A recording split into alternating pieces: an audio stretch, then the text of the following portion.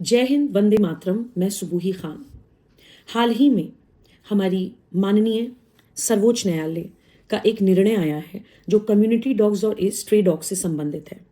उसमें उनका कहना है कि सभी कम्युनिटी डॉग्स को educational institutions, hospitals, sports complexes, बस स्टैंड्स, डिपोज, रेलवे स्टेशन से 8 हफ्ते के अंदर हटाया जाए और उनको उनकी डेजिग्नेटेड शेल्टर्स में पहुंचाया जाए after due sterilization and vaccination.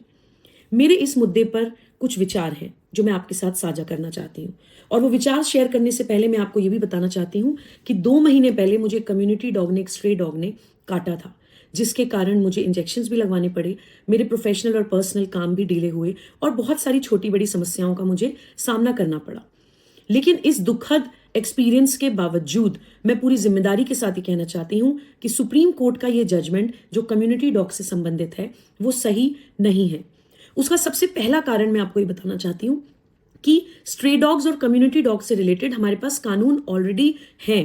Prevention of cruelty to animals act 1960 हमारे पास ऑलरेडी है और इस एक्ट के अंतर्गत एनिमल बर्थ कंट्रोल रूल्स जो रिसेंटली 2023 में आए हैं हमारे पास ऑलरेडी हैं। किस तरह से इन कम्युनिटी डॉग्स की पॉपुलेशन को कंट्रोल किया जा सकता है, डॉग बाइट्स को कंट्रोल किया जा सकता है, रेबीज की घटनाओं को, रेबीज के इंसिडेंट्स को, डॉग बाइट्स को हम कैसे कर्ब कर सकते हैं, खत्म कर सकते हैं, प्रिवेंट कर सकते हैं, उसके बारे में बहुत सारे practical doable solutions and rules and regulations and provisions उस रूल्स में और इस एक्ट में है। लेकिन इसके बावजूद हमारी local authorities, local bodies, municipal corporations fail करी। कानून होने के बावजूद, रूल्स होने के बावजूद, फंड्स होने के बावजूद करप्शन में ये लोग सारे फंड्स को खा जाते हैं। जिस काम के लिए पैसा दिया जाता है वो काम होता नहीं है। आपने ना डॉग्स को वैक्सीनेट किया, ना आपने उनको स्टेरिलाइज किया, ना आपने उनको न्यूट्र किया, आपने उनको ऐसे ही जंगली सड़कों में, कम्युनिटी में घूमने दिया। और आज जब वो प्रॉब्लम फ्रैंकेस्टाइन बन के हमारे सामने आई है तो सारा ब्लेम सिर्फ उन बेजुबान जानवरों पर जा रहा है जो अपनी हक की बात, जो इंसाफ की बात अपनी जबान से नहीं कर सकते हैं। अगर पनिशमेंट देनी है तो सबसे पहले उन म्युनिसिपल कॉर्पोरेशंस को देनी चाहिए जिनकी ज्यूरिडिक्शन में ये डॉग बाइट्स या रेबीज की घटनाएं बड़ी हैं, जिनकी ज्यूरिडिक्शन में प्रिवेंशन ऑफ क्रूएल्टी एक्ट का और एनिमल बर्थ कंट्रोल रूल्स का फॉलो अप या फॉलो नहीं करी गई। उन संस्थाओं को, उन लोगों को आप पनिशमेंट दीजिए। लेकिन उनको पनिशमेंट देना मुश्किल होता है और एक बेजुबान जानवर को पनिशमेंट देना आसान होता है। ये तो हुआ एक कारण।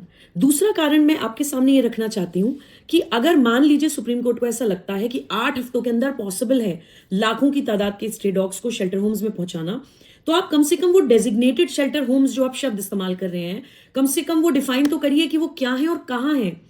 जितनी तादाद में स्ट्रे डॉग्स, कम्युनिटी डॉग्स हैं, उतनी तादाद में हमारे पास डेजिग्नेटेड शेल्टर होम्स नहीं है। तो क्या होगा? आपने डायरेक्शन दे दिया कि 8 हफ्ते में इन सभी कुत्तों को कम्युनिटी से, स्टेट से, यूनियन टेरिटरीज से हटाइए और 8 हफ्ते बाद एक कंप्लायंस रिपोर्ट लगाइए। अगर आप 8 हफ्ते में उनको नहीं हटा पाए तो आपके खिलाफ जो भी एक्शन होगा वो लिया जाएगा या आपकी जवाबदेही होगी। अब मुझे ये बताइए कि ये म्युनिसिपल कॉर्पोरेशंस अपने आप बचने के लिए, अपनी शर्ट को सफेद रखने के लिए उन कुत्तों को या तो पकड़ेगी या मारेगी या गायब करेगी या फिर उनको ऐसी जगहों पे भेज दिया जाएगा जहां पे उनको मार के, काट के खाया जाता है। कुछ ना कुछ नाइंसाफी, कुछ ना कुछ अपराध इन बेजुबान जानवरों के साथ होने वाला है क्योंकि हमने विदाउट प्रिपरेशन ये ऑर्डर, ये जजमेंट पास किया है। मैं जानती हूं कि पब्लिक ऑर्डर, पब्लिक हेल्थ किसी भी सिस्टम की, किसी भी व्यवस्था की एक इंपॉर्टेंट जिम्मेदारी होती है, लेकिन उस जिम्मेदारी को अपना रैशनल, अपनी रैशनैलिटी, अपना एक व्यवस्थित mind, laws, rules and regulations and implementation of those laws लगाकर करके पूरा किया जाता है। बहुत से देश करते हैं। अगर हम इतने आधे अधूरे मन से और इतना फ्रैंटिकली और इतना इम्पल्सिव होकर फैसला लेंगे तो हम कहीं ना कहीं एक बहुत बड़ा अपराध कर देंगे क्योंकि हम भारत में रहते हैं, हम लॉ ऑफ कर्मा में बिलीव करते हैं। हम लोगों को बताया जाता है कि जड़ और चेतन में सेम कॉन्शियसनेस है। हमें भगवत गीता में भगवान कृष्ण ये बता कर गए हैं कि चींटी से लेके पहाड़ तक मैं हूं, यानी कि same consciousness permeates in all animate and inanimate matter. Consciousness sleeps in minerals, dreams in plants, wakes up in animals and becomes fully aware in humans।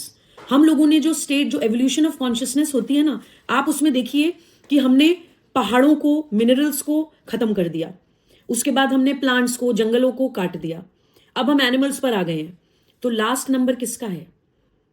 आखिरी नंबर किसका है? अगर हम ये कॉन्शियसनेस की स्टेट्स ना समझे, अगर हम इस पाप को ना समझे, अगर हमने इंसान होते हुए इसको संभाल ना लिया, तो यकीन मानिए we believe in law of karma. यकीन मानिए कि एक आध्यात्मिक धरती है। अगर हम पहाड़ों के लिए नहीं बोले, पेड़ों के लिए नहीं बोले और आज जानवरों के लिए भी नहीं बोले, तो नेक्स्ट अगला नंबर हमारा है।